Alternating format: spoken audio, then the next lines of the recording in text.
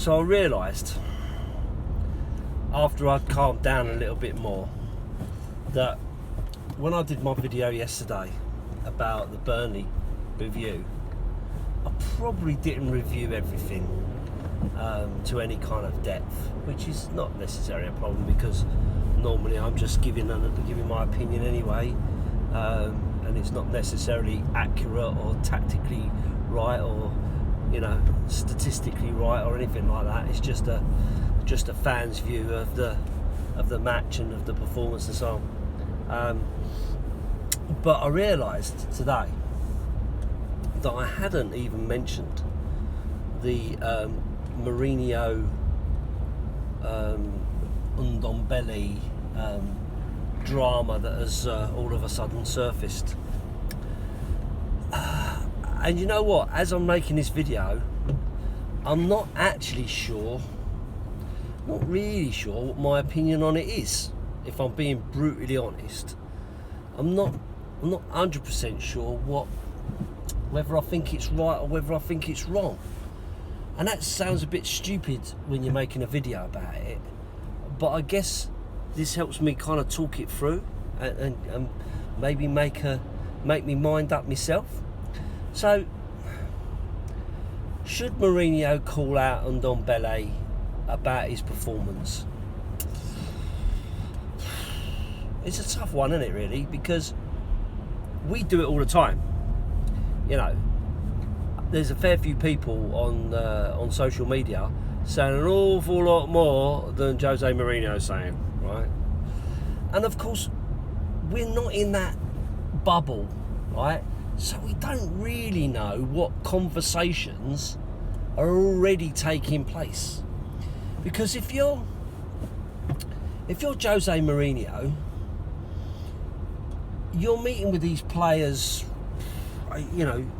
presumably daily, to watch training, to tactics, do team talks and all the rest of it.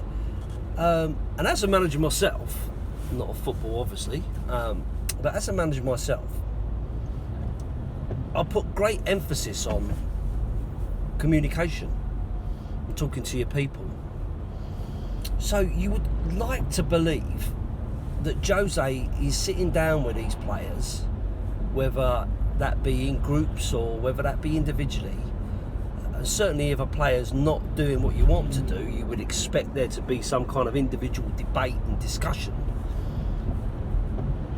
So that's point number one, that if he's already having those discussions with him on a individual basis, then it shouldn't really come as any surprise to the player when Jose not sure he really put him under the bus, and not sure he really slagged him off, but he kind of called out his performance. And to be fair, that's what the media want. So the media will want you to give a viewpoint, to say something controversial, to generate clicks, to get fans talking, which is exactly what it's done, right? So the interviewer would have asked questions straight after a very emotional game scenario, if you like, and Jose will be emotional and in the moment, and he'll give an opinion. So should he have been more guarded, maybe? Yeah, I guess that's the way of looking at it. You should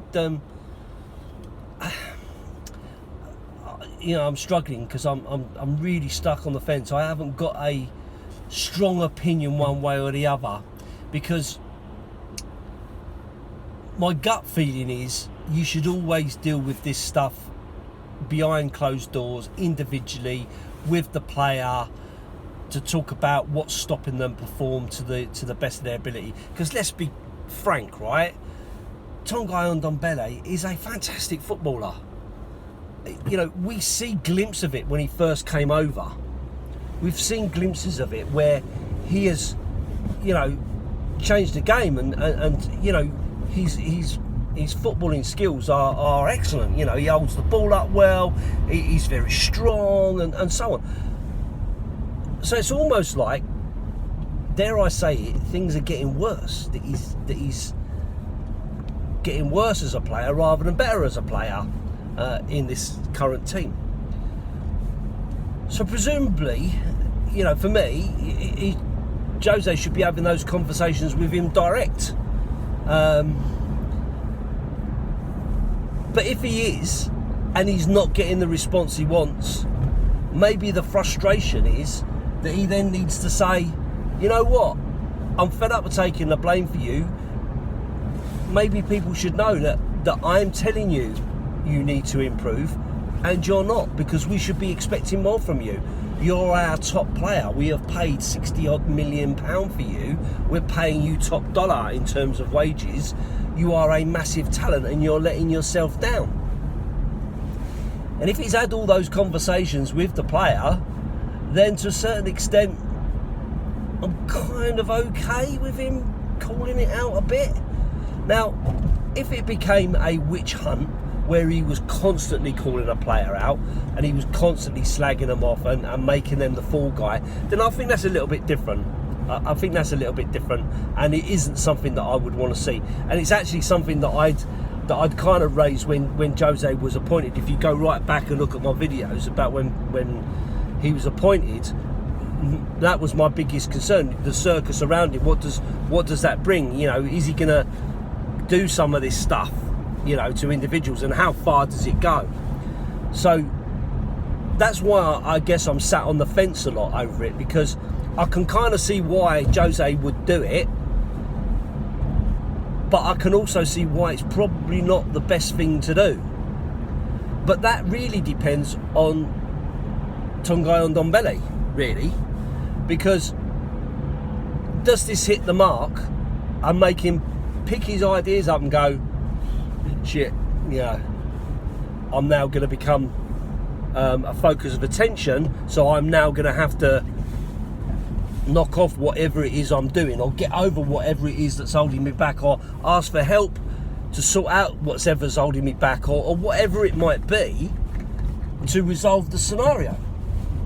So time will tell whether that makes any difference or not. I mean, bear in mind, a lot of people have called out, you know, the Luke Shaw scenario. To be fair to Luke Shaw, he came out and said Jose was right. He was overweight and he wasn't performing and blah, blah, blah. And he worked hard and he got back in the team and so on. So sometimes it can work. But I guess a lot of the issue is we know how Jose works, and we know how that kind of comes across. But when you talk and listen to other players that have played for him, you know, they call out that he is a brilliant man manager. But maybe being a brilliant man manager, sometimes you have to cut loose those that don't, you know, levitate to your way of working, because, you know, a team is made in the leader's image. You know, to a certain extent, you know, you've got to get people buying into your ethos and your work ethic and your plan for it to actually be a plan and to actually work. Because if people are pulling in a different direction, then don't matter how talented they are or how much they're worth, you know, it's not gonna happen. You know, I mean, I know with his issues with Pogba, I said to a Man United supporting friend that had I been at Man United, I would have got rid of Pogba rather than getting rid of Mourinho, because no one can be bigger than the boss. You know, you can't really have him dictating, because that then leads to others thinking that they can dictate and so on, and creating this undermining attitude whereby the players get the manager out, which is something we talked about with Pochettino. It's something that happened to Mourinho at Chelsea. It's something that's happened to managers all over, where they lose the dressing room. They don't lose the dressing room. Players become too big for it and have too much influence, and they force the manager out. That's the reality. So I'm conscious that I'm rambling again, aren't I? And I don't mean to. I'm just kind of sharing thoughts as I'm driving home about that scenario. So, was he right to call out on Ndombele? He probably was right. He's probably right in what he's saying, because Ndombele at the moment is wasting his talent, and a lot of us would say a lot worse than Mourinho has said. Should he speak to him about it in private? Yes, absolutely. Should it come as a surprise to Ndombele? No, it shouldn't. He should know that this is what the manager thinks of him. But should he hear it via the media? Probably not. Probably not. But at the same time, the media is hungry. It's always looking for a frenzy. It's always looking to build something, to create something, to drive something, to get those clicks going, so that they can reap those financial benefits, you know. So, when you're in an emotional situation and a question is put to you, dare I say it, if you're in an emotional state, you're going to answer it in that way. And so, to a certain extent, I can understand it.